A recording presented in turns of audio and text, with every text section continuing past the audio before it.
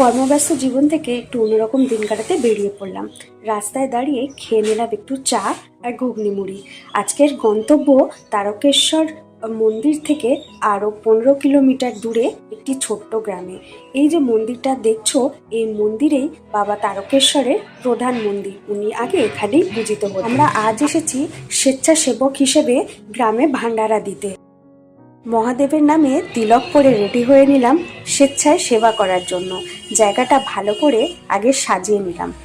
মহাদেবের নাম নিয়ে আমরা এগিয়ে চললাম আমাদের নেক্সট কাজের দিকে।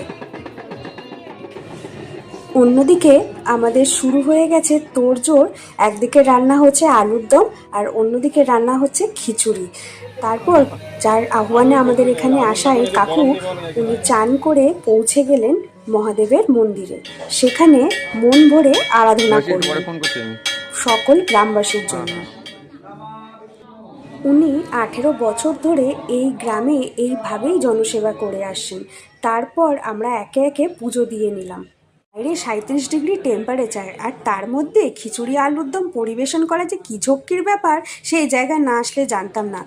আমি কিন্তু পরিবেশনও করেছি আর জনসেবাও করেছি, কিন্তু সবাই এত বিজি যে আমার ফটো ভিডিও কেউ তুলে দিতে পারেনি। সে যাই হোক, প্রথমে ভেবেছিলাম এই গরম রোদ্দুরে কজনই বা আসবে প্রসাদ গ্রহণ করতে। তারপর যখন দেখলাম যা ক্রাউড তৈরি হয়েছে, আমরা তো মেনটেন করতে করতে হিমশিম খেয়ে যাচ্ছিলাম।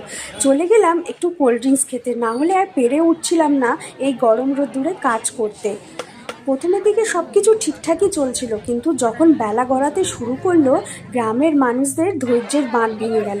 কিন্তু আমরা বুঝিয়ে উঠতে পারছিলাম না, একের পর এক না বসলে আমরা এই ক্রাউড কিছুতেই মেনটেন করে উঠতে পারবো না। খাওয়া শেষ হওয়ার আগেই লোকের পিঠের উপর আরেকজন উঠে পড়ছিল। যাই হোক, অনেক কষ্টে এই ক্রাউড মেনটেন করে আমাদের এই কার্যক্রম শেষ করতে করতে বিকেল 5টা বেজে গেছিলো।